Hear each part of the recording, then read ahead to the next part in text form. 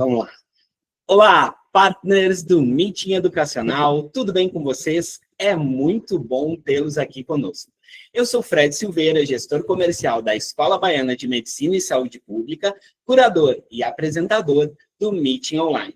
Está começando agora o 7º episódio da nossa 7ª temporada, que terá 10 capítulos, abordando os principais desafios dos líderes e gestores educacionais que buscam o aprimoramento da sua gestão, a potencialização dos resultados da sua IES e a transformação da educação superior. Mensalmente, estaremos por aqui, sempre trazendo convidados de alta relevância para o setor educacional, e você terá a oportunidade de interagir com eles. Se você está assistindo no YouTube, inscreva-se no nosso canal e aproveite para assistir aos outros episódios desta e das demais temporadas. Um agradecimento mais que especial aos nossos apoiadores, as marcas de excelência do mercado educacional que estão conosco nessa temporada.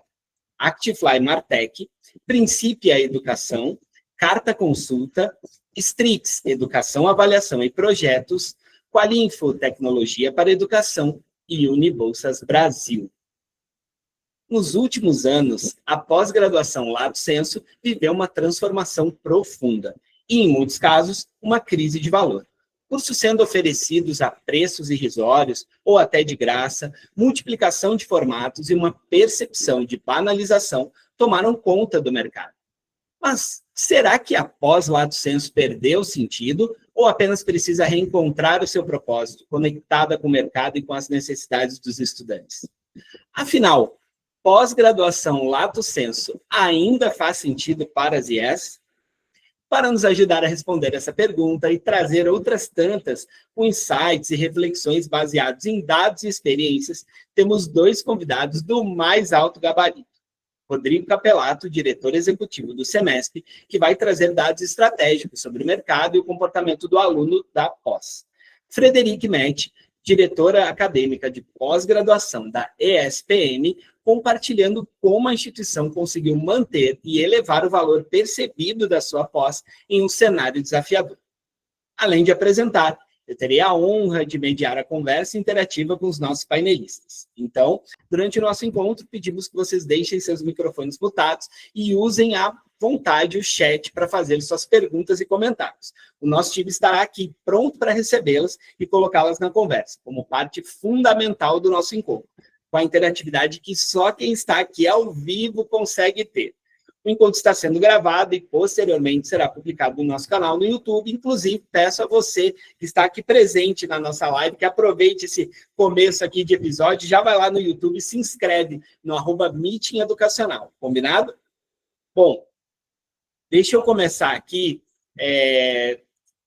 fazendo uma saudação inicial, né, para os nossos painelistas, e queria, assim, além da saudação, que rapidamente, para quem está chegando, para quem está assistindo aqui no YouTube, que vocês pudessem falar um pouquinho assim, por que é importante a gente pensar sobre esse momento da pós-lato, especialização, né? Por que esse episódio aqui faz sentido, né, de ser assistido pelos gestores educacionais. Deixa eu começar aqui como bom cavalheiro, deixa eu começar por quem eu descobri agora, que é minha conterrânea, inclusive, né?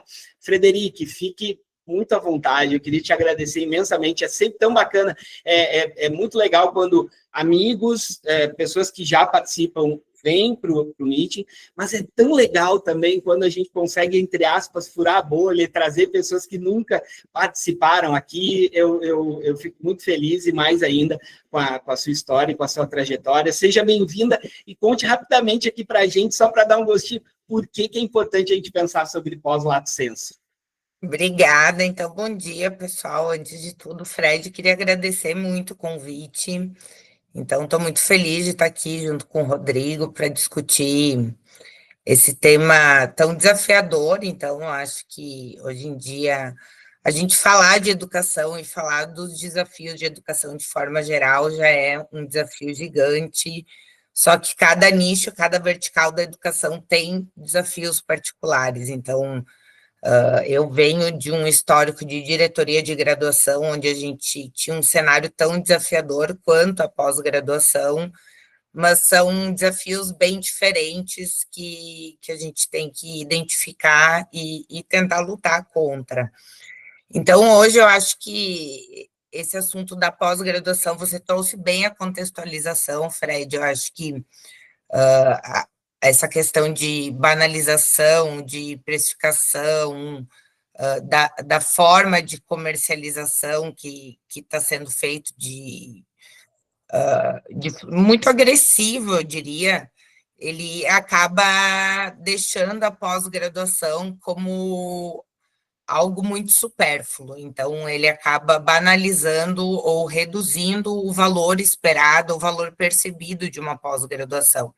A forma como grande parte das instituições acaba comercializando ou comunicando essa comercialização.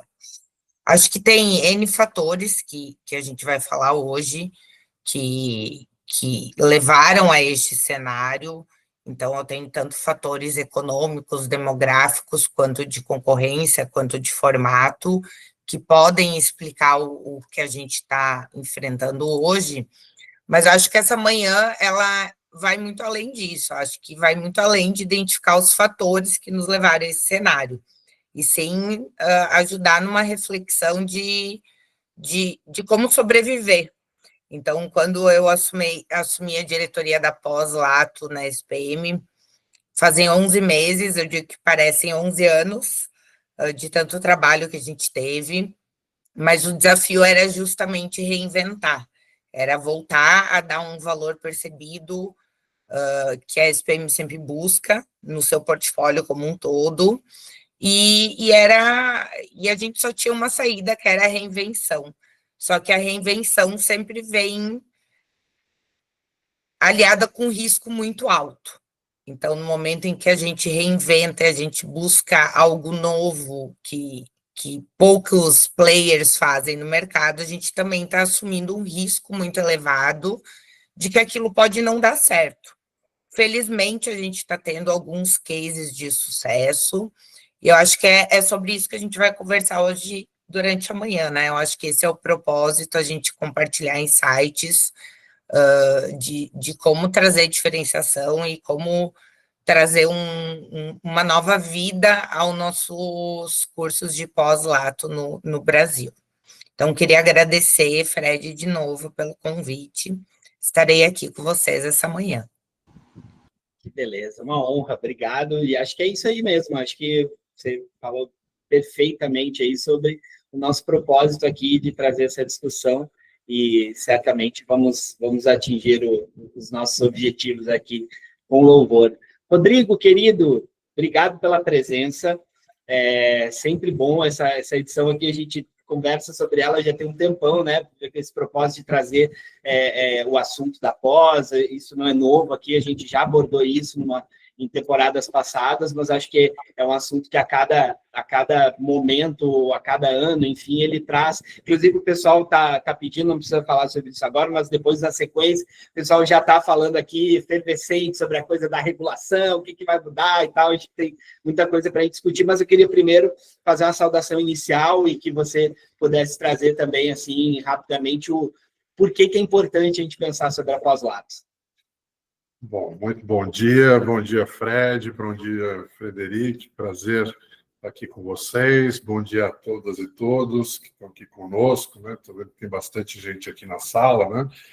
E eu acho que a Frederic já foi bastante feliz aí na sua saudação inicial também, e das preocupações que envolvem, né, a pós-graduação. Acho que você também, Fred, foi muito feliz na tua fala, né? Eu acho que é um momento crucial. Esse é um tema que está muito quente, né? Eu diria que é um dos temas mais quentes depois do marco regulatório, né, que veio do EAD. Agora, a bola da vez é, sem dúvida nenhuma, olhar para a pós-graduação, que virou realmente uma situação muito complexa, né? Lá de dentro do MEC mesmo, eu já ouvi que virou uma terra sem lei, né? No fundo, é isso que está acontecendo com a pós-graduação lato sensu, né? E ela tem um potencial muito grande, né? A gente vai ver depois alguns números, são números muito altos, né, de alunos que frequentam a pós-graduação lato sensu, né? O Brasil tem uma situação um pouco sui generis, né, em função de um modelo de estrito sensu bastante moroso, né, e muito acadêmico, né, que fez com que a gente crescesse muito essa modalidade que a gente chama de uma pós-lato sensu, né, que é a especialização, e ela ganhou muito força, né, ao longo dos anos, em função desse vácuo todo, né, até do estrito sensu, que, se você pega nos países como na Europa, é mais dinâmico, etc., mas essa não é a discussão. Agora, a gente chegou num ponto em que a pós-graduação nunca foi regulada efetivamente, né? A legislação é muito levinha, né? Nós temos ali algumas resoluções do Conselho Nacional de Educação, coisas muito leves, muito simples, e a gente chegou num ponto em que não dá mais para deixar do jeito que está, né? Nós temos aí ofertas absurdas, né, como coisa de curso a R$ 9,90, né, coisa de R$ 29,90, e não é figurativo isso que eu estou falando, é real, né, a gente vê chegar esse tipo de oferta, né, então isso virou realmente um absurdo, e as pessoas pedem, né, falam, é melhor o MEC não mexer, não regulamentar, e etc., né, eu acho que se o MEC está dando o carimbo dele para a pós-graduação, né, e se todo mundo quer fazer pós-graduação, que tem o reconhecimento do MEC, então tem uma responsabilidade por trás disso, né, e que ele tem efetivamente que zelar pela sua credibilidade. Né, se você quer oferecer curso de R$ 29,90, que não tenha, que é quase que um streaming ali que você deixa para o aluno fazer, etc., você pode fazer à vontade. Só que não vai usar o carimbo do órgão máximo da educação, né? Eu acho que esse é o ponto. Não tem a questão de regular ou não regular. É uma questão de você quer essa chancela, então essa chancela ela tem esses preceitos, né? Se você não quer, fica à vontade, ofereça do jeito que você quiser, né? Ninguém está tolhindo a liberdade de oferta de curso. Então, acho que é um momento muito importante, né? A gente vai poder discutir, eu acho que, como você falou, deve estar todo mundo aí meio agitado com o que vem por aí, né? O Conselho Nacional acabou de soltou não, né? Ele fez uma resolução até de uma forma meio estranha, porque não houve consulta pública, né? Foi uma coisa meio sem a gente saber direito o que vem, a gente só tem algumas ideias, né? E já vai para a homologação do ministro também. Então, isso é uma coisa, talvez me preocupa um pouco, porque a gente podia ter participado um pouco mais dessa discussão, né? E, paralelamente, né, já falando um pouquinho, há uma política nacional da educação superior que está sendo construída no Ministério da Educação. Essa política está sendo construída em função até de um documento do TCU, né, que teceu uma série de críticas e problemas no Ministério da Educação. Em resposta, o Ministério da Educação assinou um acórdão com o TCU de construir uma nova política nacional para a educação superior. Então, ele contratou uma série de consultores, para falar sobre avaliação, regulação, financiamento das universidades públicas, etc., e eles colocaram dentro disso um novo capítulo, que é a pós-graduação lato sensu. Eu até estou participando desse processo. E nesse capítulo, eles querem efetivamente que haja uma legislação específica da pós-graduação, que haja um modelo específico de avaliação. Então, vem muita coisa por aí, né? E, junto com isso, o marco do EAD, né, ele cobre primeiro a graduação, mas ele promete depois discutir a questão da pós-graduação também. Então, também vai vir coisas de todos os lados em relação à pós-graduação, porque chegamos num ponto que não dá mais para ficar parados em relação a esse tema. Então, eu acho que é um tema muito feliz aí da gente discutir, e não vou me alongar mais aqui na minha saudação, aqui, senão já vou tomar todo o tempo aqui, mas é um pouco esse cenário que eu acho que vai ser muito importante de discutir hoje. Perfeito, então é isso, e a ideia é essa, tá? E aí eu vou também fazendo alguns apontamentos, né? Para quem já está acostumado, sabe que a gente sempre tenta trazer um pouco dessa, assim, uma visão mais geral e uma visão focada, um case, né? Alguém, assim, de instituição. A gente sempre gosta de trazer, né, esse tipo de discussão que eu acho que fica muito rico, a gente consegue ter uma amplitude, então o Rodrigo vai trazer muitos temas de regulação, etc., alguns dados, e a Frederique vai trazer não é só a contextualização, é muito mais do que isso, né? É como pegar tudo isso e como trazer dentro de uma proposta de valor absurdo, assim, um valor percebido. A gente está conversando aqui nos bastidores, a SPM chegou aqui onde eu moro, né, em Salvador, e já, assim, já tem um caminho traçado, tem curso, eu estava até brincando aqui que tem um curso, provavelmente no ano que vem eu vou querer fazer, então, assim, não é simples construir isso em cursos que precisam estar muito voltados ao mercado, e eu acho que é um pouco isso que a gente vai trazer aqui, tá? Então, antes de passar de volta aqui a palavra, né, e a gente combinou que o Rodrigo faria uma exposição aí de alguns dados, enfim, e depois a Frederique entra para a gente, como eu falei, né, contextualizar, enfim, mas eu queria rapidamente aqui, mas rapidamente no sentido até de preservar o dinamismo de quem está sendo homenageado, né, mas o Meeting Educacional queria fazer uma homenagem, né, ao professor Antônio Carbonari Neto, que nos deixou ontem, alguém que é icônico na educação, acho que realmente um legado que não caberia aqui trazer, né, determinados pontos, só falar que ele foi um dos fundadores da Anhanguera, Musk University, mas, assim, nossa, tem um trabalho, assim, tão grande entre essas duas coisas e muito mais, né, alguém que deixa um legado gigantesco, e que a gente está falando aqui de pós-lato sensu, e a pós-lato sensu, acho que uma das chaves é um pouco do que eu falei aqui, né? Está conectada com o mercado e promover uma transformação para quem faça. Eu acho que esses são pontos que provavelmente Rodrigo e a Frederique vão trazer nessa nossa conversa. Então, isso tem tudo a ver com o legado que foi construído, né, pelo professor Carbonari. Então, queria dedicar esse episódio à sua memória e saudar, nos colocar aqui com os nossos sentimentos, a família, amigos e todas as pessoas que tiveram a sorte de ter a convivência com ele, tá bom? Então, Rodrigo, queria passar a bola de volta aí para você poder aí fazer uma explanação, trazendo um pouco, né, dos dados, da regulação, enfim, para depois a gente trazer a Frederique aí para a conversa. Frederique, eu assumi um compromisso que eu já vou desfazer esse compromisso, tá? Que eu não ia ter a satisfação de te chamar de Fred, porque é tão legal para mim, eu que me apresento como Fred, poder te chamar de Fred também. Só que eu lembrei que você mesma falou, então você abriu todo mundo me chama de Fred. Eu ia dizer, eu já estou achando estranho me chamar de Frederique. No dia a dia, todo mundo me chamando de Fred, que eu estou achando estranho. Tá bom, então... Fica à vontade, pelo amor de Deus. Consegui 19 minutos aqui com o meu compromisso e já estou desfazendo ele. Então, não, mas eu já ia te pedir antes, eu já ia te pedir.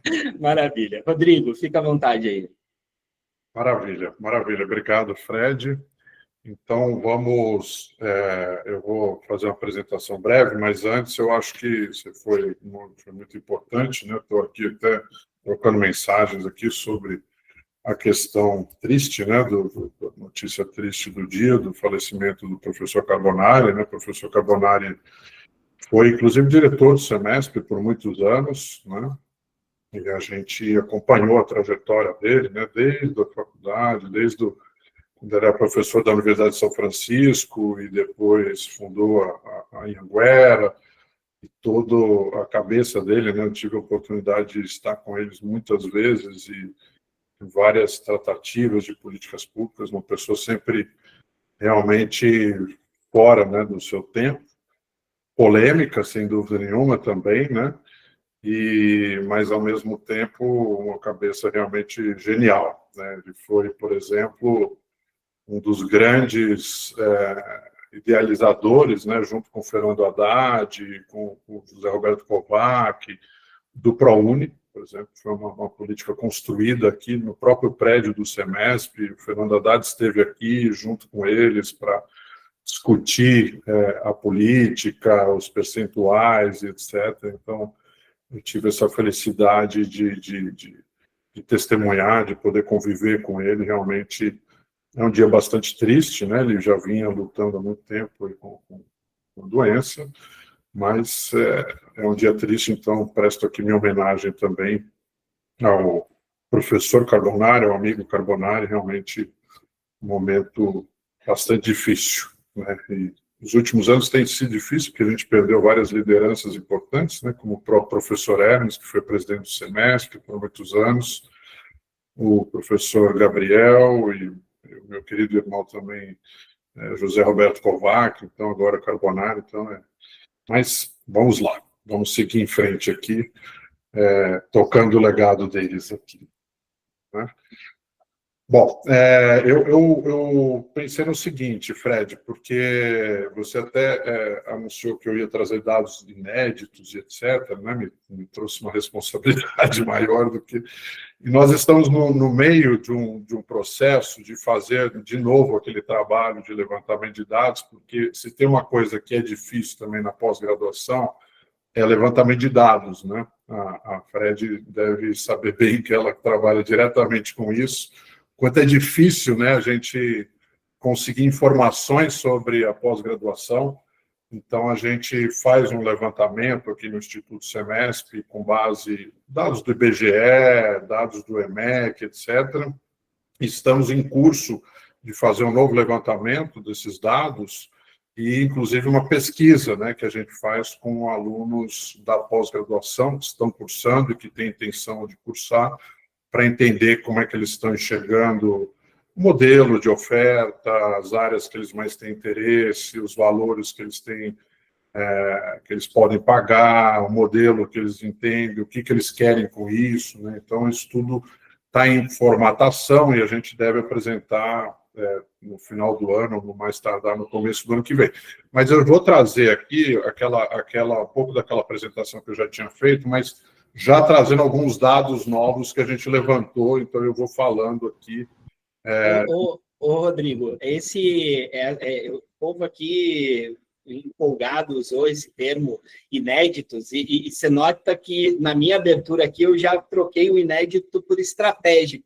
O povo aqui foi meio inconsequente, quase custou aqui a brincadeiras à parte. Mas é isso, tá? Fique tranquilo, acho que mesmo que não tivesse algum dado específico, acho que só o seu preâmbulo e os bastidores, por exemplo, do processo de regulação que a gente está vivendo, isso é inédito. Então, assim, fique à vontade, desculpa aí pela empolgação do nosso time. Imagina.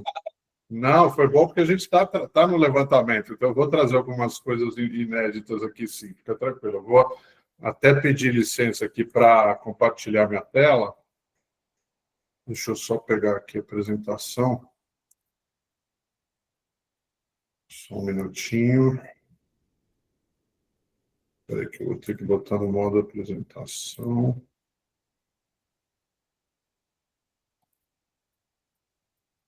Vocês estão vendo ou não? Sim, certinho, está no modo apresentação.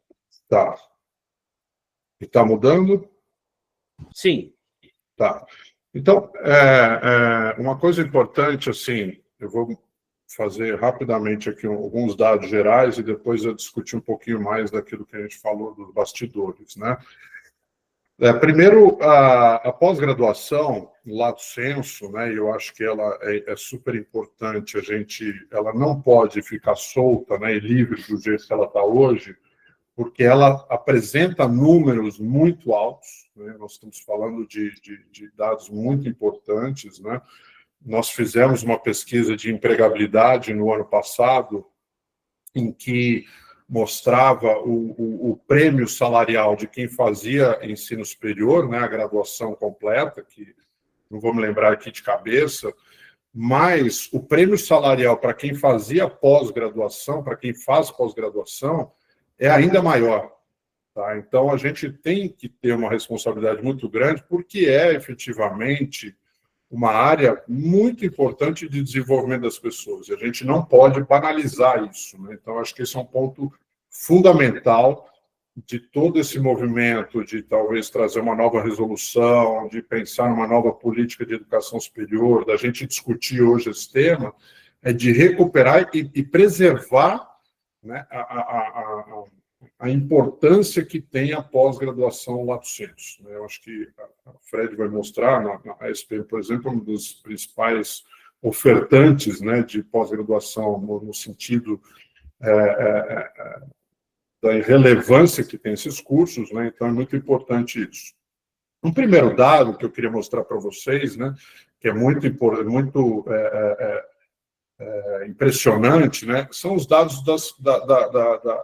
do grau de instrução da população no Brasil. Tá? Então, esses são dados de 2023. Tá? Então, se a gente olhar pessoas com mais de 24 anos de idade em 2023, nós tínhamos 22 milhões de brasileiros com ensino superior completo, com a graduação completa somente, né?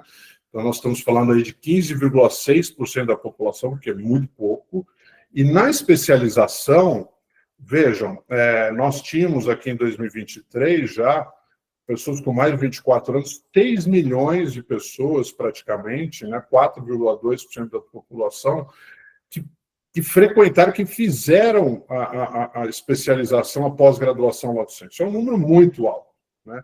Se você olhar o mestrado e doutorado, são números muito menores, né? É uma coisa que, inclusive, o Brasil precisa repensar, porque precisa acelerar, né? A gente precisa ter uma população maior com nível de mestrado e doutorado. Se vocês olharem hoje no Brasil, apenas 0,3%, hoje não, em 2023, 0,3% da população tinha doutorado e só 0,6% mestrado e 4,2% pós-graduação lato sensu ou especialização. Bom, nesse estudo que a gente já está atualizando, né, como eu falei, o que nós temos hoje? Né? Nós temos uma situação em que o mestrado, o número da população, percentual da população com mestrado aumentou de 0,6% para 0,7% em 2025, no doutorado 0,3% para 0,4%, então a gente está evoluindo, mas num nível muito pequenininho. E uma coisa importante é que a especialização, a pós-graduação, né, vejam a importância dela, ela cresceu bastante. Ela era de 4,2% da população, e hoje, aqui nesse dado que a gente vai soltar em breve, né, em 2025, já são 5,1% dos brasileiros que têm uma pós-graduação lato sensu. Então, veja, não só ela é bem maior do que o stricto sensu, né, do que os mestrados e doutorados, como também ela vem crescendo num ritmo muito maior. Né? Se você cresceu 0,1% somente de pessoas com mestrado e doutorado, né, 0,1 ponto percentual, na especialização a gente cresceu quase 1 ponto percentual de pessoas com esse nível de instrução. Então, vejam a importância dela. Tá? Em termos de matrículas, vejam, primeiro, que ela cresceu muito ao longo dos últimos anos, né? Deu uma estagnada agora no final, mas ela tem um volume de alunos muito alto. Então, quando você pega a especialização, né, nós tínhamos 693 mil alunos matriculados em cursos de especialização em 2016, e isso foi crescendo, e chegamos a 1.400.000 alunos matriculados em 2023, né? Um número muito alto, muito expressivo. É muita gente fazendo pós-graduação lato sensu, apesar da gente ainda ter um potencial muito grande, como a gente viu no quadro anterior. Tá? Atualizando esses números, né, o que nós temos hoje? Em 2024, esse 1,4 milhão de alunos matriculados em 2023 subiu para 1,6 milhão de alunos matriculados, tá? Então cresceu. E depois, em 2025, né, o ano está praticamente finalizado, então não acredito que isso vai mudar, a gente caiu um pouquinho, caiu para 1,56 milhão de alunos matriculados em 2025. Né? Isso, então, se a gente olhar a curva de crescimento, ela veio muito forte até 2021, depois ela estabiliza, né, em pandemia, etc. Mesmo em 2023, quando a gente já sai da pandemia, ela se mantém estabilizada, depois cresce um pouquinho em 2024, depois cai um pouquinho, ou seja, parece que estabiliza, e sendo que ela tem potencial de crescer muito mais, né? Então, o que está acontecendo? E aí talvez já seja uma crise de reputação, né? Afinal, hoje, do jeito que se banalizou, né, essa questão da pós-graduação, é muito capaz que as empresas e que o mercado o empregador já não está dando tanto valor, e aí, consequentemente, as pessoas não estão dando tanto valor à busca por esse nível de qualificação. Então, isso é uma questão, mas nós temos muitos alunos matriculados nisso. E quem que controla, né, ou quem que lidera, né, essa área da educação superior? É a rede privada, né? A gente sabe que na graduação 80% das matrículas estão na rede privada, mas quando a gente vai para a pós-graduação, esse número ainda é maior, tá? Então, se vocês olharem em 2023, do total de alunos matriculados, né, que a gente viu ali, de 1.428.000 alunos matriculados, 1.232.000 são em cursos oferecidos pela rede privada, tá? E esse número, hoje, ele depois cresceu para 1,39 milhão em 2024, na rede privada, e depois caiu um pouquinho, mas praticamente se manteve estável em 2025, para 1,34 milhão de alunos matriculados em 2025, né? São dados que a gente já vai apresentar em breve, mas que eu já estou trazendo aqui em primeira mão para vocês, tá? Qual é a grande questão? Também o que acontece na pós-graduação e o que aconteceu na graduação, né? Um crescimento vertiginoso das matrículas em cursos de EAD, né? Na pós-graduação EAD foi onde nós tivemos o maior crescimento de matrículas, tá? Então, quando a gente olha aqui, em 2019, você tinha o presencial, ainda era maior do que no EAD, você tinha 779.000 alunos matriculados no ensino presencial, enquanto você tinha 443.000 no EAD. Isso mudou, né, assim como está acontecendo na graduação, e hoje 922.000 alunos estão no EAD e 487.000 no presencial. É lógico que isso teve também um impacto muito forte da pandemia. Por que eu estou falando isso? Nós tivemos em 2023 uma recuperação desse ensino presencial. Então, de 487.000, ele cresceu para 556.000. Ele cresceu para 556.000 em 2024 e 643.000 em 2025. Tá? Então, nós temos um crescimento e uma recuperação do presencial em 2024 e 2025, tá? Mas o EAD continua sendo aquilo que prevalece, né? Muito forte, muito acima do presencial. E a gente vê com esse modelo, né, do EAD, só voltando aqui, talvez esse é um dos grandes problemas e de uma das questões que mais devem ser atacadas agora nessas novas legislações. Porque nós temos duas questões muito fortes, né, quando a gente tem um EAD muito crescente. O EAD, hoje, no Brasil, ele se caracteriza por um modelo de oferta de cursos de baixo custo, de baixo preço, né, de preço muito barato, porque ele se baseia num modelo totalmente assíncrono, com baixa interatividade, e, basicamente, né, se a gente já tem na graduação um problema muito grave, que é um número muito reduzido de professores por aluno no EAD, a ponto de você ter instituições que apresentaram mais de 3.000 alunos por professor na graduação. No caso da pós-graduação, em que você não tem controle nenhum, né, você não tem avaliação em nenhum, você tem cursos que não tem nenhum professor, e aí você tem realmente uma oferta indiscriminada, né, praticamente, de cursos livres, levando a chancela de uma pós-graduação reconhecida pelo MEC. Então, esse é talvez um dos grandes problemas, né, trazido por esse crescimento dessa modalidade à distância na pós-graduação lato sensu, né? A educação à distância, ela é muito importante, né? Ela traz na pós-graduação possibilidades muito interessantes, já que são alunos, na sua maioria, que já estão trabalhando, mais velhos, etc. Então, você trazer uma combinação de momentos à distância, mas sem perder a questão da mediação dos professores, do engajamento, de alguns encontros presenciais, né? Ela é fundamental. Se você consegue trazer tudo isso, a educação à distância é ótima, é uma ferramenta poderosíssima. O problema é usar a ferramenta de educação à distância, né, como uma forma apenas de reduzir custo, ou seja, de eu eliminar os professores e oferecer um curso que ele faz totalmente de forma autônoma, né, e que aí a gente sabe que muitas vezes a qualidade não se reflete e gera todo um problema em cima do modelo de oferta. Tá?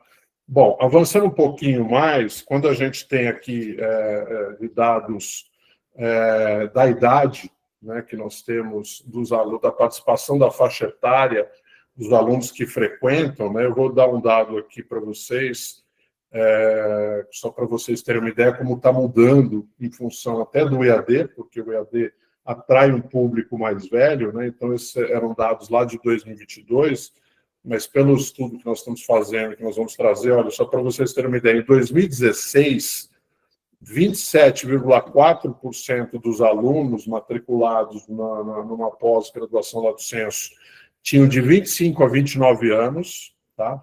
E em 2025, esse percentual caiu para 22,1%, de 25 a 29 anos. Por que isso acontece? Né? Porque, à medida que eu migro para o EAD, eu começo a atrair cada vez mais pessoas mais velhas, né, que vão buscar no EAD uma forma mais rápida, flexível, etc., que combine aí com a sua condição de vida, já trabalhando, com família e assim por diante. Para vocês terem uma ideia, em contrapartida, em 2016 nós tínhamos 16,1% somente de alunos de 40 a 49 anos, e hoje, em 2025, nós temos 24,5% de alunos com 40 a 49 anos. Olha, isso, por um lado, como eu falei, é decorrente do avanço do EAD, é preocupante por a questão do EAD.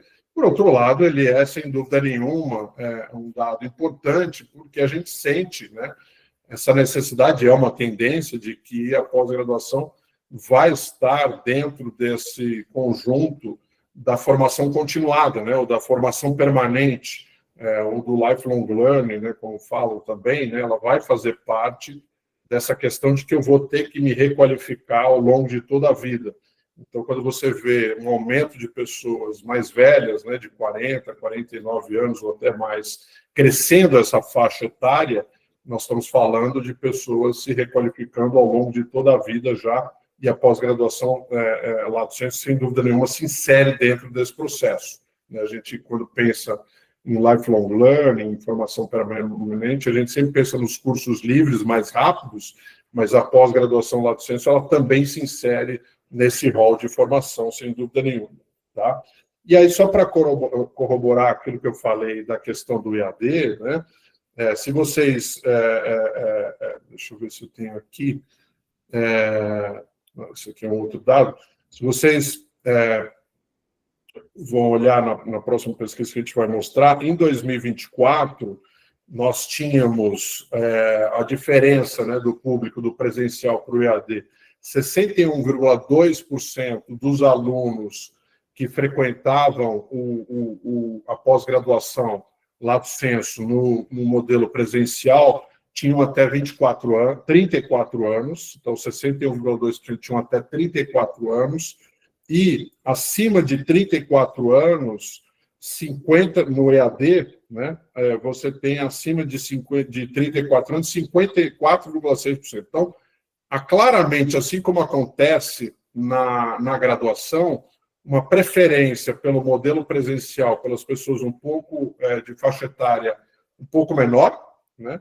E o ensino à distância sendo preferido por uma faixa etária um pouco maior, né? Isso acontece muito na graduação, né? Quando a gente tem essas diferenças também, tá?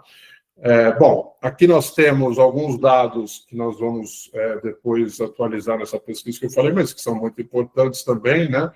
Que é o número de alunos que trabalham, né, e fazem a especialização. Então, isso mostra a importância da especialização como um modelo de pós-graduação muito focado no mercado de trabalho, né? Então, muito especializado nessa área, né, ao contrário do mestrado e doutorado, que é uma área mais acadêmica, de forma que você tem aqui, em 2022 ou 2023, o número de alunos que faziam especialização e que trabalham, né, é muito alto, chegando a quase 90%, né, no caso da rede pública, e 80,7% no caso da rede privada.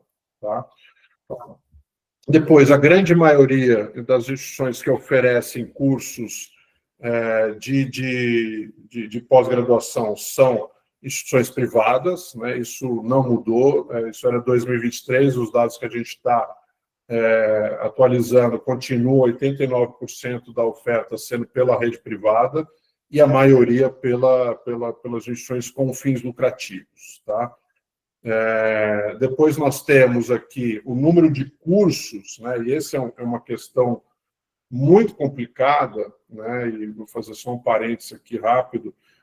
Qual é uma das grandes dificuldades que eu falei no início, né, com relação à pós-graduação? É a coleta de informações, né? A gente tem pouca informação sobre a pós-graduação lato sensu, né? E um dos grandes dificultadores, né, a gente tem um projeto pelo Semesp, inclusive que envolve uma rede de cooperação, que é a Rede 9, que até a SPM faz parte, junto com o INSPER, com a PUC do Paraná, com a FAAP, a FIAP e a Mauá, e a FIA também, né? São, a maioria, escolas mais premiums e escolas de negócio, né? A gente está montando um censo para a pós-graduação, desenvolvendo um sistema interno aqui do semestre para tentar coletar esses dados, mas não é fácil, porque a gente ainda tem poucas instituições que aderiram, então eu faço esse convite já para que... Mas, de qualquer forma, a gente só tem dados do IBGE, que a gente não consegue abrir muito em detalhes as áreas, etc., e tem dados do EMEC. Né? E uma das grandes dificuldades, então, por que eu estou falando tudo isso? Porque eu ia falar dos cursos, é o número de cursos. Né? O número de cursos no Brasil é violento, porque você não tem regulação nenhuma, né? Você não tem que pedir autorização nem nada, você só precisa informar no EMEC, então as instituições saem abrindo e fechando cursos de especialização assim, a torto e direito. Né? O curso de especialização, muitas vezes, ele abre, nem formatura, mas ele está lá no sistema, ou ele abre, dura uma turma, só um ano e meio, e ele fecha, e ele para de existir, aí eu já entro com outro curso, não há uma padronização, então é muito difícil coletar dados. Tá? Então, só para vocês terem uma ideia, hoje, quando a gente olha no EMEC, né, que é a plataforma em que as instituições são obrigadas a informarem a sua oferta de cursos, né, nós tínhamos aqui em 2023 173 mil cursos cadastrados de pós-graduação lato sensu, e hoje, só para vocês terem uma ideia, nós temos 188 mil cursos cadastrados no EMEC. Né? Não significa que todos estejam sendo ofertados, mas mostra-se a dificuldade que é de entender esse universo. Né? Se vocês olharem esse universo da pós e comparar com a da graduação, é 3 vezes maior ou 4 vezes maior do que a gente tem de cursos na graduação. Tá? A área que mais prevalece é a área de negócios, né? E a gente atualizou esses dados agora para 2025, continua sendo a área com o maior número de alunos, mas ela está muito empatado com a educação hoje. Tá? Se vocês olharem aqui, em 2023, a educação vinha atrás, mas um pouquinho menor. Hoje você tem 69,2 mil alunos matriculados em cursos de negócios, administração e direito. Depois você tem 69,1 mil alunos na área de educação. E depois você tem a saúde, etc. E a área de TI, né, que é a área talvez mais promissora, né, ela vem crescendo fortemente. Né, se vocês... Deixa eu ver se eu tenho o número aqui absoluto. Não, aqui não.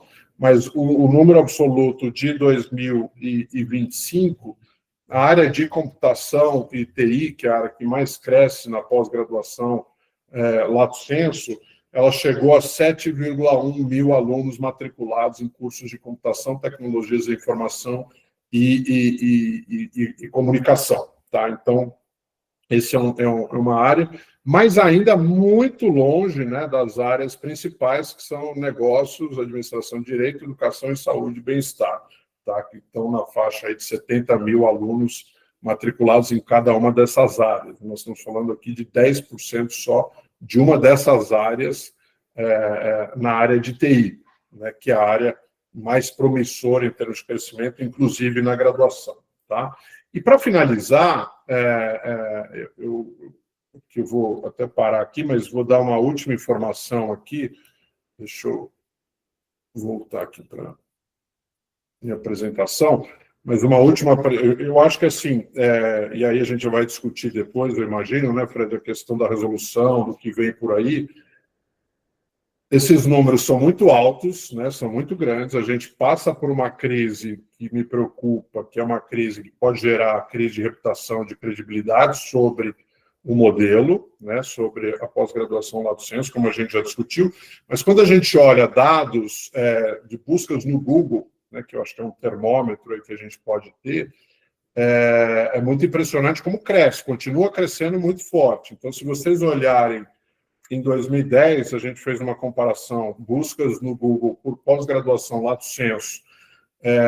No primeiro semestre, nós tivemos 10,6 milhões de buscas em 2010. Depois, em 2022, isso cresceu para 13,7 milhões de buscas. Em 2024, 17,1 milhões de buscas, tá? E em 2025, né, até mostrando, você vê como as buscas do Google vão muito, a tendência é muito similar com as das matrículas, não o volume, mas a tendência, né? Em 2025 cai um pouquinho as buscas no primeiro semestre, mas ainda muito altas, né? 16 milhões de buscas no Google por pós-graduação lato sensu. Então, são volumes muito altos, né, que a gente tem, que eu acho que isso mostra, assim, uma grande área dentro do ensino superior no Brasil. Ela é muito importante. No Brasil, ela é mais importante ainda porque a gente tem todas as questões do problema do estrito sensu, que é extremamente moroso, acadêmico e muitas vezes inviável de ser realizado por grande parte da população, porque a população precisa trabalhar e o mestrado e o doutorado exige muitas vezes o tempo de dedicação integral nisso. Então, a pós-graduação lato sensu, ela tem um papel muito importante, mas a gente vive um momento muito importante de uma mudança necessária para que ela continue tendo um papel muito relevante na sociedade. Tá? Então, acho que essa é a minha primeira fala que eu queria fazer, depois a gente conversa um pouquinho mais, debate um pouquinho mais, mas por enquanto, eu paro aqui para não gastar mais o tempo aqui. Agradeço por enquanto. Excelente, Rodrigo.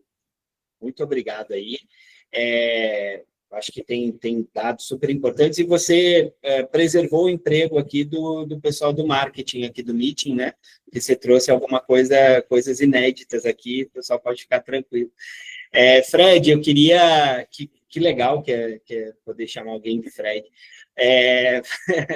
Ô, Fred, eu queria começar aqui, e aí, assim, a partir disso você fica muito à vontade, mas eu queria trazer uma provocação. Eu até conversei com um amigo na véspera, acho 2, 3 dias atrás aí, sobre esse tema que eu vou te perguntar, que eu queria começar, assim, que vai te dar a oportunidade de contar algumas coisas da construção, né, da SPM. Porque, assim, quem olha para a ESPM, e esse meu amigo veio fazer essa provocação, fala assim, mas aí, Fred, tu também traz a ESPM, né? Aí também é fácil. Primeiro, como se fosse fácil construir essa reputação. 2, como se fosse fácil estar na área de negócios, que eu acho que é uma área assim que eu sou administrador, então é uma crítica assim que, né, muitas vezes a gente perde espaço para cursos. Eu achei super legal que o Rodrigo trouxe, né, que a gente fala de lifelong learning e sempre pensa em curso livre, mas, né, especialização é total lifelong learning. E assim, né, Fred, teve um dia que a SPM não era a SPM, né, as coisas tiveram que começar e vocês tiveram que fazer todo um trabalho, que eu imagino que você vai falar aí de branding, de um monte de coisas, e os cursos precisavam ser sustentáveis. Eu estou perguntando isso porque eu tenho certeza que tem pessoas aqui, talvez de marcas menores no sentido assim de não são tão fortes, etc., que fica pensando assim, tá bom, e eu faço o quê, né, para me diferenciar? Como é que você podia, assim, contar a história um pouco do que vocês fizeram para poder inspirar essas pessoas e entender que todo mundo tem um tema de casa para fazer em relação à pós-lato sensu? Vamos lá, então, Fred. Primeiro, Rodrigo, parabéns pela apresentação. Acho que eu sou fã de números, a minha formação básica, eu venho da área de ciências atuariais, de estatística, de finanças, depois eu fui para marketing, depois eu fui para inovação, mas eu sou fã de números e os números são a base do meu trabalho até hoje. Eu acho que o que você trouxe é reflexo de muita coisa que eu vivencio e que eu percebo no dia a dia da pós, que a gente tem uma demanda latente no mercado, tem uma demanda crescente, e o desafio muitas vezes é achar um nicho onde realmente vai encaixar a marca com posicionamento e com aquela demanda. Então, acho que você trouxe, os números refletem bem a minha percepção, assim, que eu tenho da pós.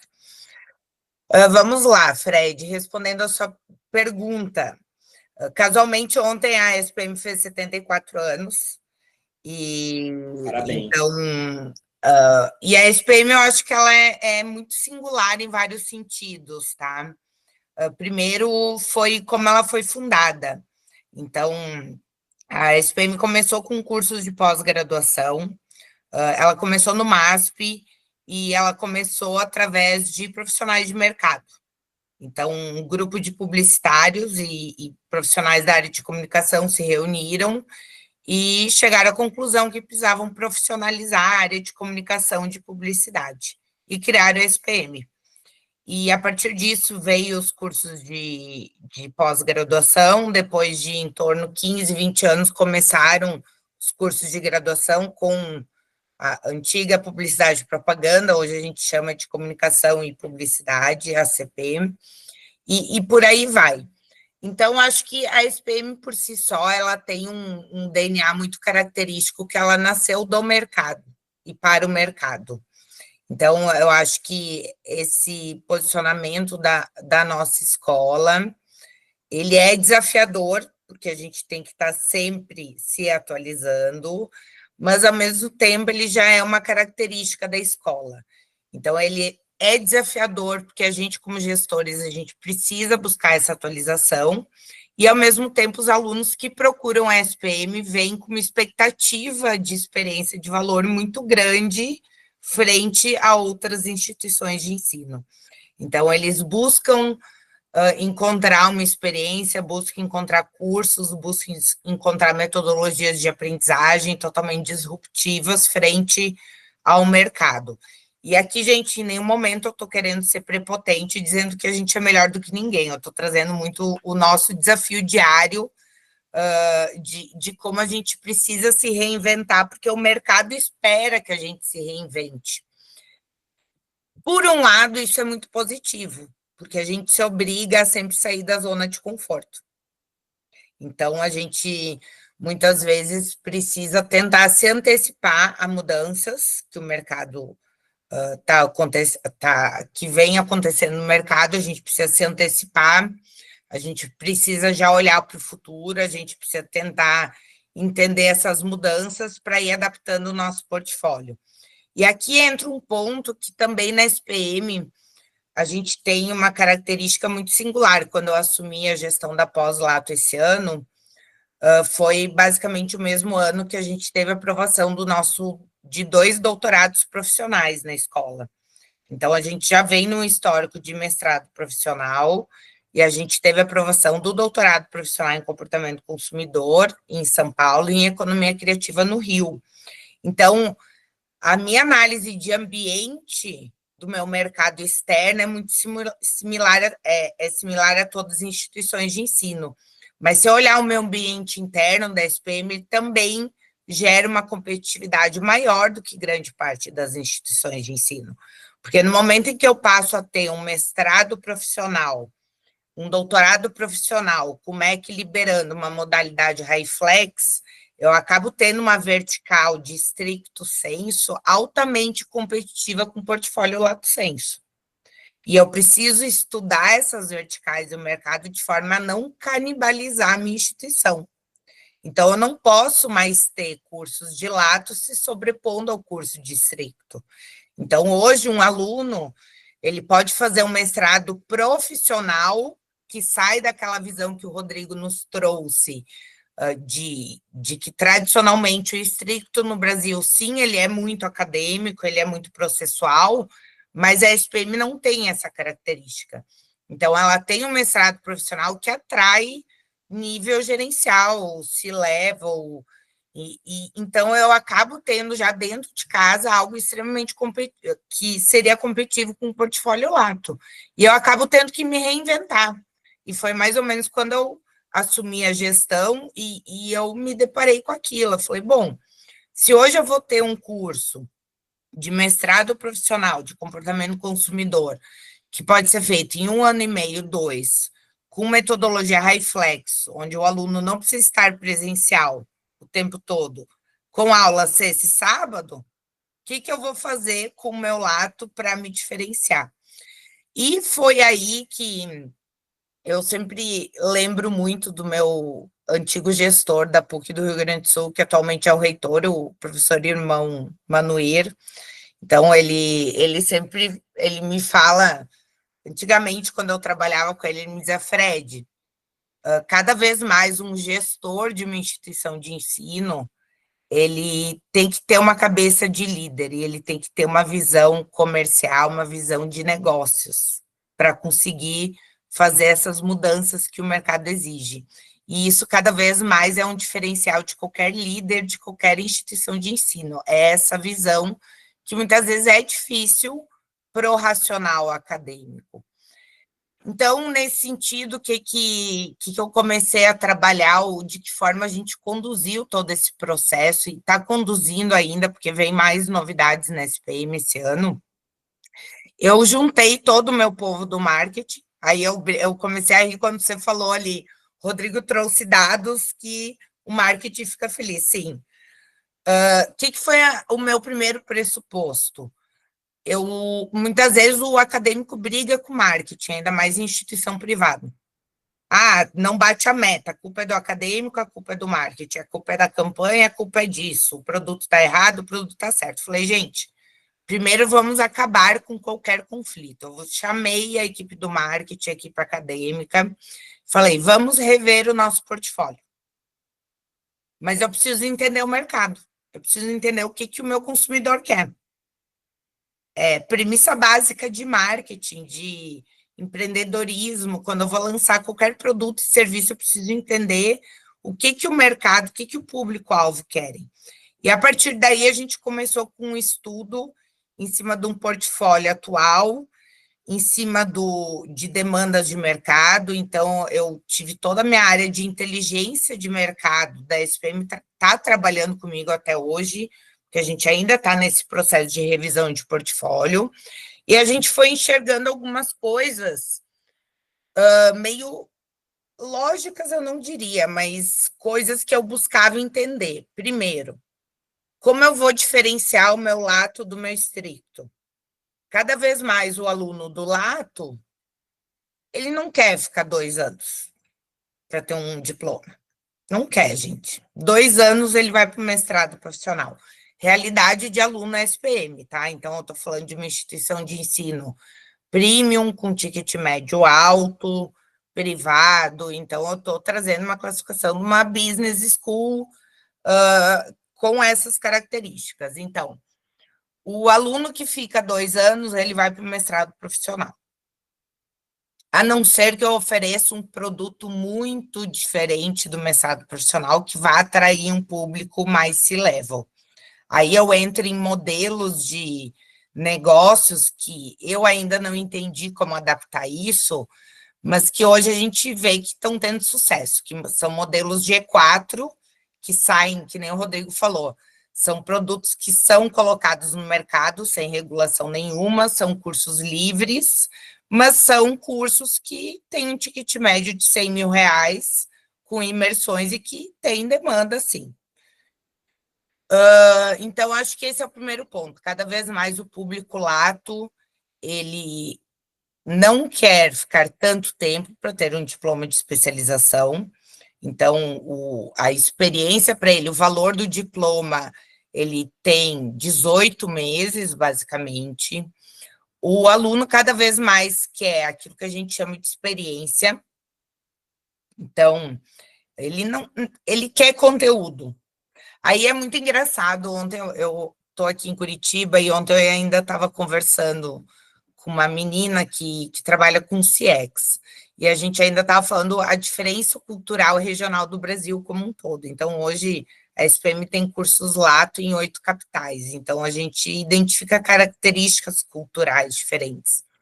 Mas programas lato, eles precisam trazer uma conexão com o mercado muito forte. Então, como o Rodrigo trouxe, a educação continuada, o lifelong learning, hoje, dentro da SPM, ele é de curso livre até estricto sensu. Mas o que eu vou distinguir uma vertical da outra? O lato sensu é a especialização. A especialização é uma apropriação de uma área de domínio, uma área de conhecimento, para que a pessoa se sinta mais pronta no mercado de trabalho. E aí vem os dados de empregabilidade. A gente tem também alguns indicadores na SPM que mostram que mais de 80% dos alunos do lato têm mobilidade profissional enquanto estão cursando ou depois que acabam o lato sensu. Porque eles procuram isso, eles querem uma especialização voltada à sua carreira profissional. Então, esse ponto de conexão com o mercado, como entregar essa conexão com cursos que tragam parcerias colaborativas, com instituições, associações do mercado ou empresas de renome, tudo isso vai agregando valor. Então, a gente foi enxergando quais são os pontos que agregam valor para que aquele aluno continuasse escolhendo a SPM. Que mais? Questões de soft skills. Soft skills são muito falados em graduação. Então, graduação, cada vez mais se fala em soft skills, em como trabalhar isso. E no lato sensu, pouco se fala. Mas eu também preciso trabalhar o soft skill. E um soft skill básico hoje para esse público, então, eu pego esse recorte de faixa etária ali que o Rodrigo trouxe nos dados. Questões básicas de IA, literacia de inteligência artificial. Isso é um soft skill para o cara que faz uma especialização. Porque o cara que faz uma graduação hoje, ele já vai ter um processo de aprendizagem com inteligência artificial. O cara de lato sensu ainda não. Então, isso acaba sendo um soft skill também para esse aluno. Mas, resumindo, Fred, eu acho que a pergunta lá anterior, então, como manter esse branding da SPM, como manter ele ativo. Então, acho que é um desafio, mas, ao mesmo tempo, a gente tem essa vantagem de ter nascido com o mercado e para o mercado. Então, acho que essa premissa é uma premissa bem norteadora da nossa gestão, de que a gente precisa estar em constante atualização, em constante movimento para entender áreas temáticas, para entender nichos e para entregar sempre uma formação que o mercado esteja buscando e não que a gente queira entregar. Eu acho que você falou, o meu amigo ele está aqui, inclusive. E eu coloquei aqui no chat, eu coloquei 6 coisas que você falou, e aí até veja aí se tem alguma coisa que não faz sentido, mas eu até ia te fazer essa pergunta, mas acho que você já respondeu assim de uma forma muito bacana, muito didática, que eu ia perguntar assim, tá, e instituições de outro área de saúde, ou outro tipo de instituições, quais caminhos, né, que elas podem percorrer para poder construir uma proposta de valor mesmo, né, na sua especialização. Mas, assim, eu, sinceramente, eu acho que você foi tão didática que eu já fui respondendo a minha própria pergunta ali, eu coloquei 6 coisas que eu acho que você falou e que a gente precisa olhar para isso e que, se forem aplicadas, elas vão trazer essa diferenciação para qualquer tipo de curso, mesmo que a sua instituição não seja uma ESPM. Você concorda com isso, Fred? Acha que faz sentido, né? Com certeza, Fred. Eu costumo dizer que a gestão de lato, o Rodrigo trouxe uma pincelada de regulação, eu sou totalmente a favor, então a SPM hoje trabalha com EAD, mas até o nosso EAD é um live EAD com aulas síncronas, e o meu único EAD eu tenho uma equipe que constrói um ambiente de aprendizagem que facilita o cara que está em outra cidade. Então, a gente é totalmente a favor. Acho que qualquer instituição de ensino, de qualquer área, ela tem coisas básicas que ela precisa percorrer para se diferenciar. Primeiro, é entender o que o mercado precisa. Então, para profissionalizar. Eu peguei, por exemplo, e o ciclo de vida de produtos, a gente estudou o ciclo de vida de todos os produtos de lato. Ele dura, no máximo, 5 anos. Porque ele tem que ser o lato, ele é profissionalização, ele tem que ser com temáticas emergentes. Então, um curso de lato que há 5 anos atrás funcionava, provavelmente hoje não funciona. Então, eu já disse para a minha equipe, a cada 2 anos eu vou atualizar o meu portfólio, porque ele precisa ser atualizado, e às vezes não é o curso, são as disciplinas, as ementas, mas olhar o ciclo de vida dos seus produtos é importantíssimo. Então, entender o que o mercado busca, e o que o mercado busca é muito fácil de entender. A gente fez uma pesquisa nas vagas ofertadas para a área de business no LinkedIn.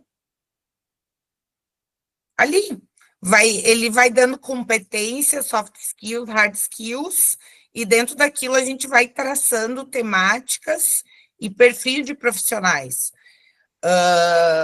Terceiro ponto, entregar a experiência. Então, acho que se a gente entender áreas emergentes, a gente entender que os produtos de lato sensu, eles têm ciclo de vida, começo, meio e fim, eu vou te dizer, tem um curso nosso que eu enxergo mais perenidade, MBA em Marketing. Ponto. Outros cursos é atualização de nome, é 1, 2 disciplinas, gente, tudo eu preciso atualizar. Entender vaga de oferta de mercado. A gente sabe que o lato é para o cara ter mobilidade, é para o cara ter empregabilidade. Ponto. E, por último, eu acho que enxergar e conseguir colocar em prática isso. Então, acho que esse passo a passo, ele funciona para qualquer instituição de ensino, em qualquer área. Então, acho que...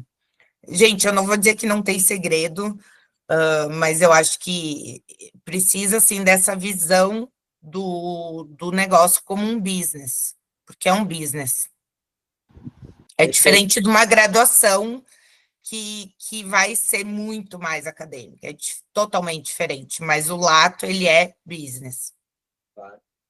Fred, eu diria que eu acho que eu tirei uns 8, 8,5, assim, porque o que você ia falando eu tinha colocado lá no chat, só tinha faltado mesmo a coisa do estudo do ciclo de vida de produto, tá? Então, acho que eu tirei uns 8, 8,5, acho que deu para passar. Ô, Rodrigo, deu uma pincelada aí para a gente, a Fred trouxe isso, né, que ela já trouxe até o posicionamento dela, mas deu uma pincelada aí para a gente do que está que está mais quente aí, o que está acontecendo e o que você acha que vem pela frente em termos de regulação. Eu acho que é um assunto aqui que todo mundo está bastante inquieto para saber, né? Tá, bom, vamos lá. Primeiro que Rodrigo, deixa eu fazer um disclaimer aqui, desculpa, é rapidinho. Eu ia fazer a brincadeira de que eu sei que algumas perguntas, eu adoro fazer perguntas que gerariam, na verdade, elas teriam que gerar um novo encontro, né? E eu coloquei aqui no chat, eu até estou falando isso porque tem bastante gente nova e tal. Gente, os nossos encontros, eles costumam durar mais ou menos uns 90 minutos, tá? E eu sei, toda pesquisa, todo encontro, a gente recebe alguma crítica das pessoas falando assim, tem que durar 1 hora e tal. Mas, assim, eu não acho que em 1 hora a gente consiga falar tudo, tá? Eu sempre gosto de trazer um pouco desse modelo, assim, de uma apresentação, que daí as pessoas pedem os slides. Ô, Rodrigo, inclusive, eu prometi aqui, sem falar contigo, que eu ia mandar os slides automaticamente para quem respondesse aqui a pesquisa, tá? Espero que essa promessa possa ser cumprida. E a gente sempre gosta de trazer assim, dados e tal, e as experiências das pessoas. Gente, 1 hora é muito pouco. Eu sei da dificuldade de agenda de todo mundo, mas depois o evento também fica gravado lá no YouTube para poder assistir depois, enfim. Então, é um pouco isso, tá? A gente já teve edições aqui que a gente se empolgou, ninguém foi embora, ninguém falou nada, durou quase 2 horas. É um pouco essa cara do meeting, tá? Rodrigo, fica à vontade. Não, acho que é isso, Fred, até porque eu acho que é super importante, né, que cada um faça uma apresentação inicial e depois a gente possa debater, né? Eu gostei demais da fala da Fred, e Fred, até depois eu vou pegar o teu contato, porque como eu estou fazendo esse trabalho lá para o MEC, eu sou um dos consultores contratados lá para esse trabalho junto com a Unesco, lá para pós-graduação, né? E tenho conversado com um monte de gente e tal, fazendo algumas entrevistas para tentar entender, porque eu acho que você trouxe uma visão bem interessante, né? Porque a gente trata a pós-graduação lá do Censo como um universo, fica todo mundo no mesmo guarda-chuva, né?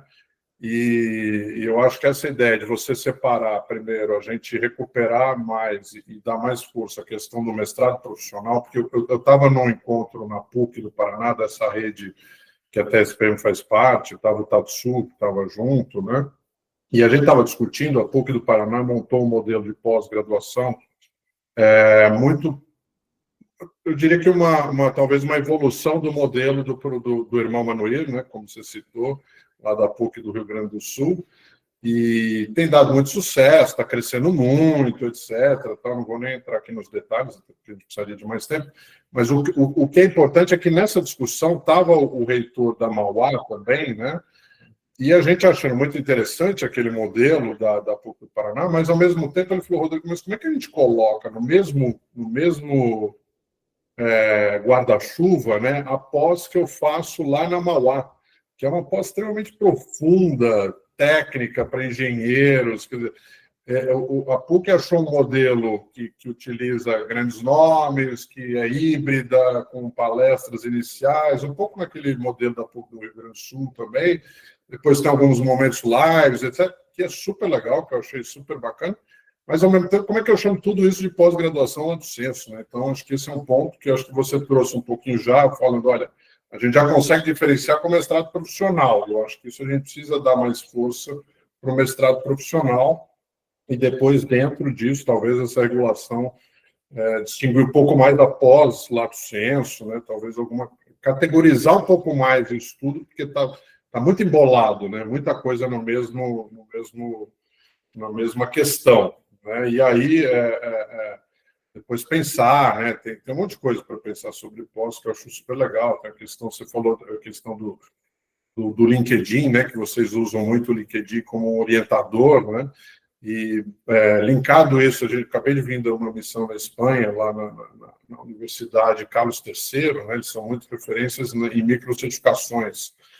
E, então, você linkar isso tudo com microcertificações, isso é fantástico também, né? Você entender quais são as demandas das vagas de trabalho por meio do LinkedIn, né? Os soft skills que eles exigem. Você trabalhar essa oferta e conseguir envelopar ela também com microcertificações que ele vai ganhando essas soft skills, né? Muito legal também. Então, só para dar uma pincelada, mas assim, voltando aí à pergunta do Fred sobre regulação. Então, o que nós temos hoje? Nós temos um Conselho Nacional querendo fazer alguma coisa, mas eu vejo que é uma resolução que ainda vem muito levezinha, né? No fundo, o que eles vão atacar, que eu acho que vai ser mais importante, né? Você, que é o principal que eu obtive de informações lá dentro, eles querem acabar com o que a gente chama de barriga de aluguel, né? Em que a instituição não tem lá, ela oferece uma pós-graduação, ela não tem graduação, oferece, mas ela não pode, então, emitir o certificado, e ela pega uma outra instituição, não tem nada a ver com, nem sabe, nem está conseguindo avaliar a qualidade dessa pós, e certifica a pós dela, né? Então, um pouco dos objetivos é esse. Então, um dos pontos principais é que você só vai poder oferecer, pela resolução, pós-graduação na área que você tiver graduação. Tá? Então, esse é um ponto importante, né, até para tentar disciplinar um pouquinho, né, porque pessoas credenciavam a um curso de gestão em segurança do trabalho e sair oferecendo pós-graduação na área de medicina, da odontologia, etc., etc., etc., e que você tem, exatamente, a Célia estava na famosa chancela, exatamente, né? Mas você tem, que é uma coisa que precisa ser evoluída também, né, do ponto de vista do MEC, na legislação, a possibilidade de um credenciamento especial só para pós. Tá? Essa é uma coisa que precisa ser pensada, né? Ninguém conseguiu esse credenciamento especial. Então, existe a previsão, mas mas por receio da qualidade, ninguém nunca credenciou, ninguém nunca conseguiu esse credenciamento. Então, é muito melhor que eu faça isso com qualidade. Então, eu tenho um instituto lá especializado, com pesquisadores, etc., que possa oferecer, mesmo que ele não tenha graduação, e aí eu faço uma avaliação muito forte em cima dele, para ele poder ser, do que eu efetivamente falo, olha, quem tem graduação pode, quem não tem não pode, e aí, é isso que eu falei, o cara tem um curso de gestão e segurança do trabalho, pode oferecer as coisas mais malucas aí de todos quanto é lado, né? Então, esse é um ponto importante, que inclusive é totalmente incoerente, porque você tem, no estrito senso, essa possibilidade. Você tem institutos que não têm graduação e que têm programas de mestrado e doutorado. Então, talvez esse é um ponto importante de se recuperar nessa nova legislação. Depois, essa nova legislação, ela fala em que os dados de pós passem a ser coletados no censo da educação superior. Então, eu não sei como é que isso vai acontecer, porque, como a própria a Fred falou, o ciclo de vida é muito curto, né, da pós-graduação, então não é uma graduação que você consegue coletar, é um mar de informações muito maior, né, então muito mais difícil de você coletar, mas eles querem colocar, a resolução deve querer obrigar isso.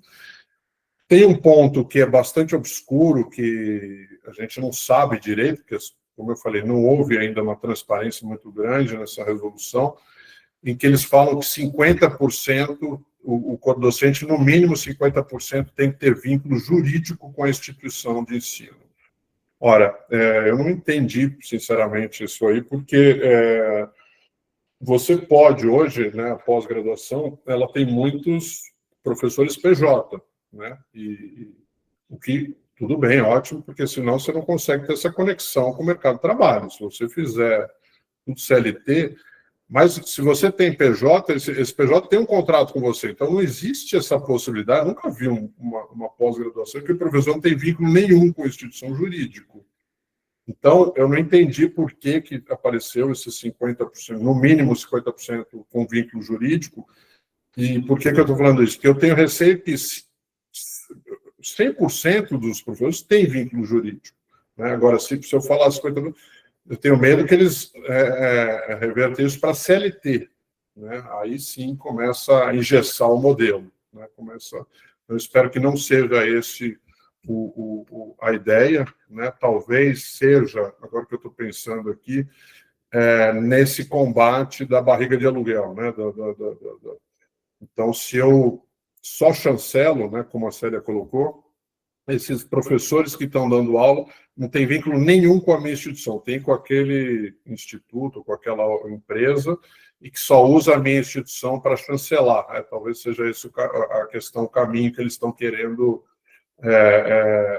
intervir. Né? Então, acho que o primeiro ponto dessa resolução é terminar com esses abusos maiores, né? Então, que tem proliferado, né, esses cursos muito livres, né? Então, se você olhar no Instagram, inclusive, muitas instituições de ensino chamando, olha, se você tem um curso de pós-graduação, venha ofertar pela minha instituição. Virou um mercadão, né? Uma coisa que, gente, a pós-graduação ela tem que ter um viés muito de mercado de trabalho, né? Eu acho que a Fred foi muito feliz na sua fala também. Eu acho que, inclusive, um dos erros que as instituições cometem muito é que ela acaba espelhando o mesmo corpo docente da graduação na pós-graduação. Né? O professor é outro, né? Você pode até ter um ou outro, mas é um outro, é uma pós-graduação. Senão ele continua fazendo a graduação ali, né?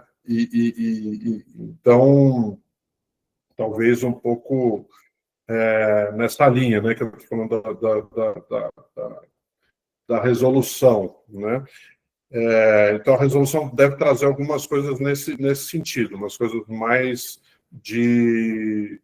Ela já foi, eu estou pegando aqui uma pergunta do José Carlos Pacheco, né? Ela já foi aprovada, que é uma coisa que nos chamou a atenção, foi uma reunião muito rápida, muito em cima da hora. Eles tiveram, inclusive, uma reunião privada depois, e já foi aprovada pelo Conselho Nacional. Houve até uma disputa interna para se discutir se haveria abertura para consulta pública ou não, e eles decidiram que não haveria consulta pública, e já mandaram para homologação do ministro. Então, ela não está valendo porque ela ainda não foi homologada pelo ministro, mas no CNE ela já foi aprovada.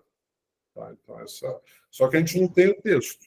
Né? Então, é um processo que não está sendo muito transparente, eu diria, dentro disso tudo. Tá?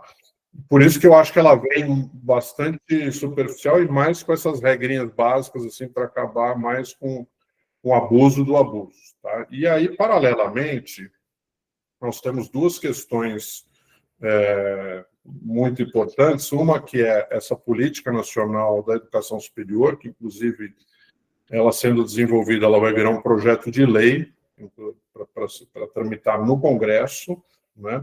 E ela vai trazer, então, eles querem, dentro do trabalho contratado, um diagnóstico, né, da pós-graduação no Brasil, um retrato, mas junto com isso também uma proposta, né, dentro de revisitar a legislação, e uma proposta até com base em outros países, né, de uma legislação mais completa em cima da pós-graduação, e um modelo de avaliação também sobre essa pós-graduação. Então, isso não é para hoje nem para amanhã, isso é uma coisa mais de longo prazo, vai demorar para acontecer, mas há essa tendência. E também, no marco regulatório do EAD, se discutiu muito, quando estava se pensando a questão, se já ela abarcaria a questão da pós-graduação. E viram que, diante de tanta polêmica já para a graduação, era melhor não falar sobre isso agora.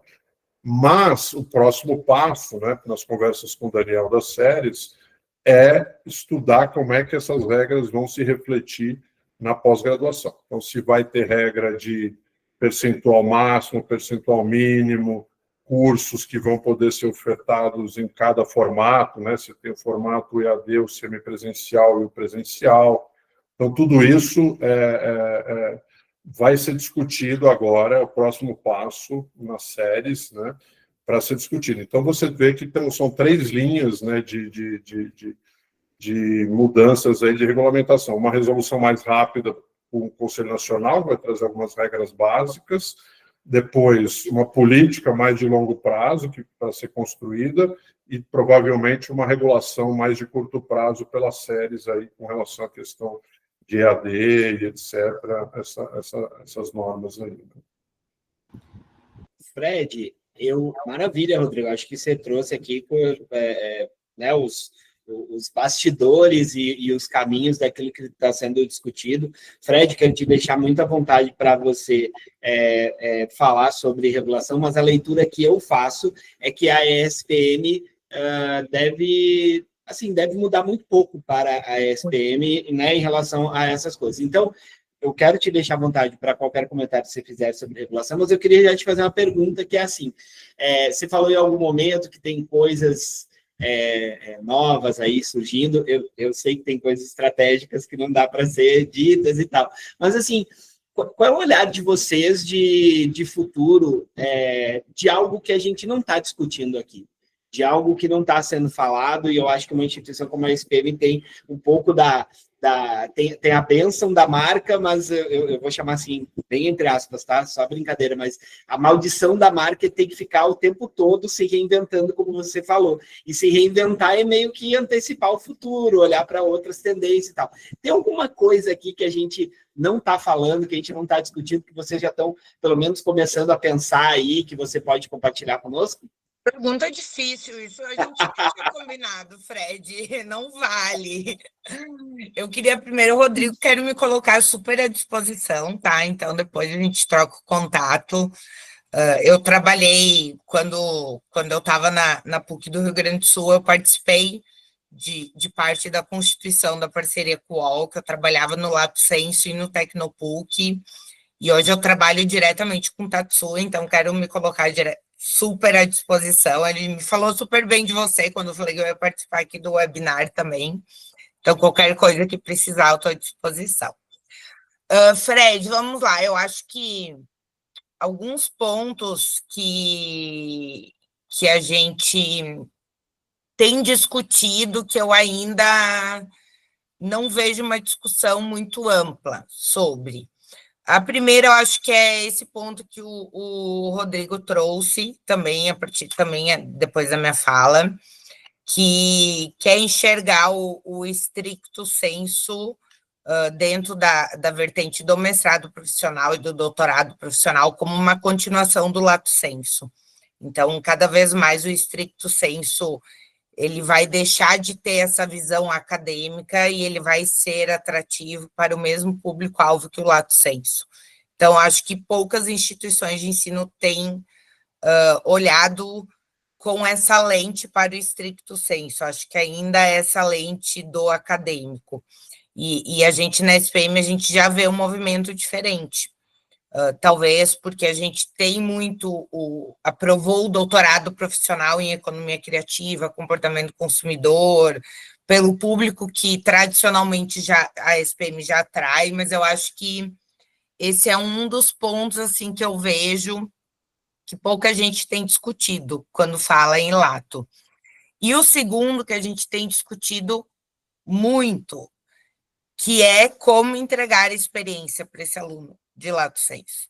Então, e a gente comentou, é o corpo docente, sim, é o corpo docente diferenciado, é uma metodologia de aprendizagem diferenciada, mas tem algo além disso que eu ainda não entendi, sabe? Mas eu acho que cada vez mais o aluno de lato tem a ver com essas microcertificações que o Rodrigo trouxe. A gente já tem trabalhado isso em cursos livres através de badges e vai implementar isso no currículo do lato, mas vai muito além disso. Eu acho que é a experiência mesmo, como se um curso de lato, vou dar um exemplo aleatório aqui, só para tentar tangibilizar o que eu estou falando, mas como se um curso de lato fosse um programa de trainee e ele saísse formado já, alocado e com aquela mobilidade que foi feita. Então, não sei, eu acho que é algo muito nesse sentido, Fred, de a gente olhar o lato como uma entrega de experiência para o aluno, não só de ensino. Eu acho que ele vai buscar cada vez mais isso. Fantástico. Uau, só essa última resposta aqui já dá muito aqui. Acho que está todo mundo assim, muito, meu Deus, eu preciso voltar para a instituição para poder começar a implementar isso, né? Tem ações assim que elas são de curto prazo, tem ações de médio prazo, tem outras que são de longo prazo, né? Porque o processo de marca ele é muito nessa direção, e acho que, nossa, você tem uma didática impressionante, Fred. Foi uma edição incrível. Fred, foram 18 anos em sala de aula. Pronto, pronto. Então tá descoberto. São 18 anos em sala de aula. Faz um ano que eu parei de dar aula, porque eu não estou tendo muito tempo. Foram 18 anos como dando finanças para alunos de comunicação. Então, uau! Então descobrimos o segredo. Viu? Nem essa pergunta eu vou precisar fazer, porque você já vem com a resposta. Maravilhoso. Pessoal, ó, a gente está no finalzinho. O que vai acontecer agora? Eu já coloquei o link da pesquisa, tá? Respondam lá, até para ajudar a gente entender, né, que vocês acharam, etc. E aí, automaticamente, a gente, até amanhã, provavelmente, aos respondentes, a gente já manda a apresentação do Rodrigo, tá? Vou fazer aqui rapidinho os comerciais, tá? E na volta, a gente tem aquela que é uma tradição, não sei se a Fred conhece, o Rodrigo já conhece, mas a graça é isso, é pegar as pessoas de surpresa, que é uma coisa que a gente chama, assim, a pérola do meeting, né? O último, além da saudação final, é aquele último insight sem o qual você não pode sair daqui, né? Aquele insight, assim, matador, no assunto do que a gente está falando, né? Afinal, pós-graduação lato sensu faz sentido para as IES, a gente já conversou aqui, já entende que sim, mas tem ali um como fazer, que eu acho que é a grande questão, tá bom? Então, deixa eu começar aqui agradecendo a todo mundo.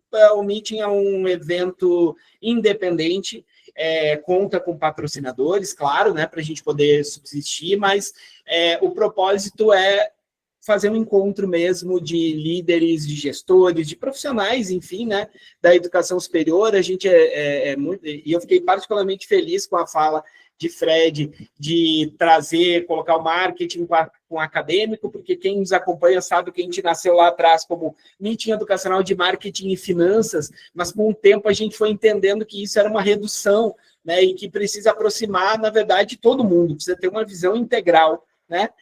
Então, a gente foi, assim, ao longo do tempo, com o passar dos anos, a gente foi conseguindo atrair um público acadêmico, conseguindo fidelizar um público de marketing, que sempre foi, assim, o nosso DNA, e aí é muito legal. Eu quero agradecer muito a vocês, e teve uma audiência altíssima aqui, com um nível bem baixo de pessoas que tiveram que sair. A gente entende, né, os compromissos de todo mundo, então esperamos que esse conteúdo ainda possa ser muito visto, muito compartilhado, porque, afinal de contas, ele é muito necessário, né, pelo que foi trazido aqui. Então, além de agradecer, né, aos nossos painelistas e aos nossos participantes, eu queria agradecer mais uma vez aos nossos patrocinadores, né, Actify Martech, Princípio Educação, Carta Consulta, Strix, Educação, Avaliação e Projetos, Qualinfo, Tecnologia para Educação e Unibolsas Brasil. Caso a sua pergunta não tenha sido respondida, ou você quiser entrar em contato com o Meeting, propor algum tema, conversar conosco, ser nosso parceiro em algum produto, nosso e-mail é o contato@meetingeducacional.com.br. E as nossas redes sociais são @Meeting Educacional no YouTube e Instagram, e Meeting Educacional no Facebook e LinkedIn. Também temos o Meetingcast no Spotify, Pocket Cast, Amazon Music e Google Podcast. Nos sigam por lá para conhecer as histórias de grandes profissionais de educação. Em breve a gente vai voltar com uma temporada aí. Eu diria que esses dois painelistas de hoje vão ser fortes candidatos para vir contar suas histórias aqui na educação, tá? Falando em contato, queria, de novo, né, convidar todos os participantes a responder nossa avaliação, que é muito importante para a gente saber exatamente, a Fred trouxe isso, né? Olhar para o mercado, olhar para as pessoas que estão fazendo o curso. Então, para a gente é super importante saber se a gente conseguiu atingir os nossos objetivos. Você que está nos acompanhando no YouTube, se você gostou, dê o seu like, compartilhe esse conteúdo. Eu tenho certeza que tem muita gente da sua instituição que poderia e deveria assistir esse conteúdo, né? Então, faça isso, se inscreva aqui no nosso canal para que você possa receber em primeira mão aí os nossos próximos conteúdos. Tem uma série de cortes aí que estão vindo aí para poder trazer esses assuntos de uma forma mais efetiva. O Meeting Online estará de volta no dia 11 de novembro. A gente vai falar sobre permanência de alunos nas IES, né? Até a gente recebeu algumas mensagens, que é um tema que todo ano a gente trata, e o pessoal, pô, não vou falar nada de permanência e tal. A gente, no dia 11 de novembro, vai falar sobre permanência, então, em breve as inscrições estarão abertas, então, dito tudo isso, feito o nosso comercial, agora teremos, né, Fred e Rodrigo trazendo aí a sua pérola final, o seu insight final, tá? E eu vou começar novamente, né, sendo cavalheiro aqui, vou começar com a Fred. Ah, não, ela não quer. Vou fazer um cavalheirismo inverso. Vou deixar ela mais uma zona de conforto tranquila, assim, de alguma forma, e começar contigo, Rodrigo. Obrigado pela tua presença. Mais uma vez, você é nosso parceiraço aqui no Meeting. Para mim, pessoalmente, assim, é motivo de orgulho para o nosso movimento. Estar conectado com você e com o Semesp é um atestado da nossa relevância, porque vocês são realmente absolutamente relevantes para a educação superior. Obrigado pela presença e, por favor, a sua pérola. Obrigado, Fred. Obrigado, Fred, também. Achei que ela ia começar, estava feliz aqui, mas tudo bem. Primeiro, agradecer a todos e todos os participantes, né, que estiveram aqui com todo esse tempo conosco. Como você falou, a audiência estava alta e ficou alta até o final aqui, e vários comentários aqui no chat. Agradecer muito os comentários e os elogios. E agradecer pela parceria do evento de hoje. Foi um prazer te conhecer, Frederico. Eu vou falar, Frederico, para poder separar os dois prédios aqui e que a gente volte a conversar, sim, para dar sequência nesses trabalhos. E, Fred, obrigado mais uma vez pela parceria, parabéns pelo trabalho, pela resistência, né? Eu acho que vale muito a pena discutir nesses momentos, né, de forma mais ágil, né, discutir vários, como você falou, dia 11 já tem outro tema que é super importante, da permanência, né? Então é super importante ao longo do ano você continuar com esse movimento, e pode contar com o nosso apoio aqui, sem dúvida sempre, tá? E, bom, a minha pérola, eu acho que, assim, está muito claro da importância da pós-graduação lato sensu. Ela é fundamental, né, principalmente no modelo brasileiro. Eu acho que nós temos um momento muito importante em que ela está sob um ataque, vamos dizer assim, sob um ataque de credibilidade. Então, a gente tem uma responsabilidade muito grande de preservar essa credibilidade, de resgatar essa credibilidade. Eu acho que os movimentos mostram um pouco isso, está todo mundo empenhado nisso, ninguém mais quer o que a gente está vendo aí, né, de banalização de um modelo tão importante, né? E eu vou pegar um gancho aqui que eu acho que é muito... Eu não tinha pensado nisso, mas do que a Fred falou, que eu gostei bastante, a gente tentar linkar mais a questão da pós-lato sensu com a pós-stricto sensu, com o mestrado, sabe? Eu acho que uma continuidade, né? Eu vejo, por exemplo, eu fiz o doutorado na Universidade de Coimbra, e você faz aqueles créditos todos, né? E aquilo não serve, do ponto de vista, não serve para nada, né? E ao final eles me deram lá um certificado de especialização, de um curso de especialização. Ou seja, é um caminho natural que eu possa fazer um mestrado com uma pós-graduação lato sensu, e que isso enverede já para um mestrado depois, ou se eu quiser, sabe, linkar essas coisas, talvez sejam interessantes, né, de mostrar de uma forma mais sistemática, né, até que o MEC faça isso, a trajetória, que elas estão interligadas e que elas, como sendo mais um incentivo, né? Eu faço a pós-lato sensu, mas isso já me linka depois com o mestrado profissional, que pode até me linkar com o mestrado acadêmico e assim por diante. Então, eu acho que isso é uma ideia também bem legal que eu vi hoje aqui. mas eu acho que a gente tem que continuar discutindo, é muito importante, vocês viram os números, é um volume muito alto, mas tem muito potencial, tem muita gente ainda para estudar, fazer pós-graduação no Brasil. Maravilha, Rodrigo, obrigado, viu? Fred, minha xará, que satisfação, tá? Por todos os aspectos, acho que foi assim, belíssimo, foi muito especial poder te ter aqui, eu vou chamar assim, né? Porque te ter no ecossistema do Meeting, e aí com isso eu já estou dizendo que eu não vou, a gente aqui não vai lhe deixar em paz, já tem algumas coisas que a gente está pensando aqui, porque você tem muito a dizer, você tem a nossa cara, assim, de uma linguagem direta, de trazer as coisas que a gente precisa discutir. Então, eu estou muito feliz, queria te agradecer muito pela presença e estou ansioso aí para ouvir a sua pérola. Estou muito feliz também, queria agradecer muito a oportunidade de estar aqui junto contigo, Fred, com o Rodrigo. Então, foram quase 2 horas que passaram correndo, então, um bate-papo super gostoso. Então, vamos lá, minha pérola para finalizar. Então, pegando um pouco o gancho do que o Rodrigo trouxe, pensando no estricto, para mim, a minha pérola seria como facilitar programas de dupla titulação para o lato sensu, com instituições de ensino internacionais.